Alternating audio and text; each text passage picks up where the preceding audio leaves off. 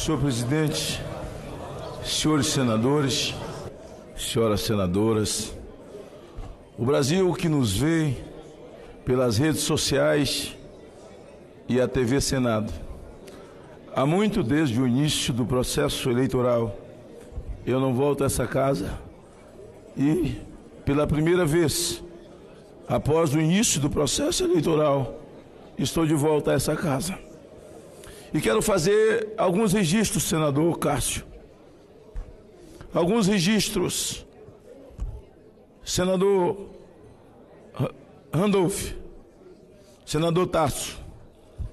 Há 6 anos e meio atrás, senador Ricardo Ferraz, quando nós fomos surpreendidos com esse fato que não é um fake, e reafirmo a ministra Rosa Weber, que é uma verdade, o chamado kit gay, fizemos um grande movimento em frente, senador Paim, ao Ministério da Educação, e o ministro era o ex-candidato a governo, Fernando Haddad. Uma emenda foi colocada por um deputado do PT de Mato Grosso, chamado Abicalil, de 4 milhões, para que pudesse confeccionar. E a partir dali, as nossas crianças passariam ao processo de aprendizado. Quando terminou aquele movimento, senador Eunício, há 4 anos e meio atrás, saímos e eu fui à Câmara. A minha esposa era deputada federal, deputada Lauriette. No corredor me deparo com um deputado federal. Alguém me puxou pelo ombro e eu olho para trás, senador Cássio. Era o deputado federal Jair Bolsonaro. Me puxou pelo ombro, olhou no meu olho e disse: olha, um de nós dois tem que ser candidato a presidente, ou eles vão destruir as nossas famílias pela via da escola. Eu disse uma coisa a ele: Bolsonaro, você é baixo clero aqui e é tido como doido. Eu sou um senador que já tem uma certa visibilidade, mas essa mídia esquerdista, parte dela, me trata como um senador folclórico. O nosso único caminho é orar, falei com ele. A partir daquele dia, eu passei a orar com Jair Bolsonaro 2 vezes por semana no meu gabinete, senador Flecha. Em 2014, ele verbaliza isso para fora e diz, pela primeira vez na tribuna, lendo a Bíblia, eu li João 8:32, conhecereis a verdade e ela vos libertará. Começamos a andar o Brasil, não falamos em ferrovia, não falamos em rodovia, duplicação, não falamos em contrato, não falamos em infraestrutura, só falamos em proteger as nossas crianças na escola, proteger a pátria, enfrentar a violência, fazer polícia ser polícia e bandido, bandido, levar a pátria a voltar a cantar o hino nacional e ter amor pela sua bandeira, porque a essa altura a bandeira brasileira era urinada em praça pública, queimada em praça pública. O país estava literalmente amarrado por um viés ideológico que jamais qualquer partido, por mais novo, por mais velho, com seu programa de governo, jamais iria desamarrar os viés ideológicos que amarraram essa nação. Seja para roubar, seja para saquear, para destruir, atacar valores de família e valores da fé.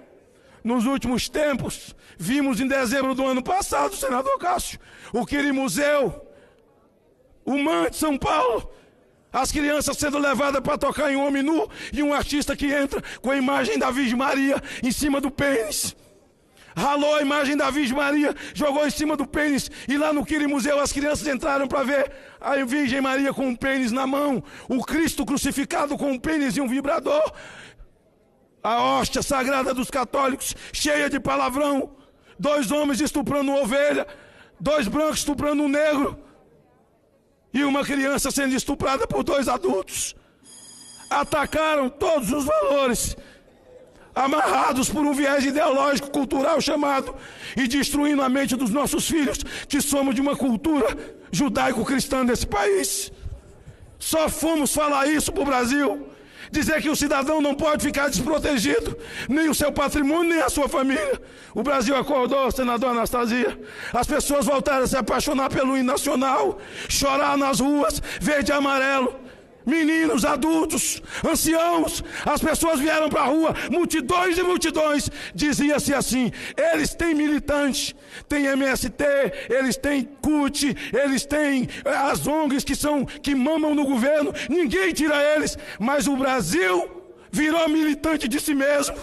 O Brasil militou em favor de si. Ninguém votou em Bolsonaro. O cidadão votou nele mesmo. O cidadão não votou em Bolsonaro, ele desvotou nos outros. Só verbalizamos isso. E ontem, a nação brasileira, no domingo, às 18 horas, as avenidas, as ruas, as vielas foram inundadas de verde e amarelo. O povo voltou a cantar o hino nacional. É a libertação da nação de um viés ideológico, desamarrada do viés ideológico. Eu quero abraçar os senadores que não vão retornar a essa casa como eu. Quem escreve a história é Deus, não somos nós. Um dia seremos ex alguma coisa, senador Ricardo. Um dia seremos ex alguma coisa. Passou.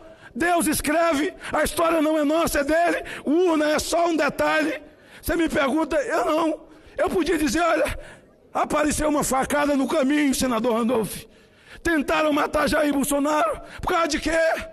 Porque Jair Bolsonaro era o único instrumento para acabar com o viés ideológico. O que é que esse cara falou de tão ruim, de tão errado para matar Bolsonaro? Esfaqueado em Juiz de Fora, lá na UTI, sem voz, sem força, uma lágrima descendo dos olhos. Eu do lado dele, orando como sempre. Ele falou, meu irmão, estou aqui, não me mexo, meus braços não mexem, eu não falo. Agora é contigo. Eu voltei no meu estado 2 vezes. Está ali meu companheiro, senador Ricardo Ferraz. Voltei 2 vezes no meu estado, mas isso não é desculpa. Se não tivesse acontecido facada, teria acontecido do mesmo jeito, porque quem dirige a história é Deus, e Deus não tem derrota para os seus, para aqueles a quem Ele ama, aqueles que o servem e o honra com dignidade. Ontem, ao vivo para o mundo,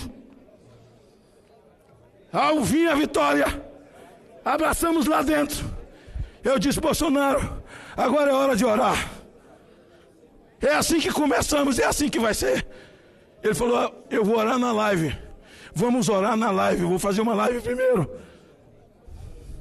Fez a live, encerrou a live, olhou para mim. Era para orar na live. Vamos orar lá fora.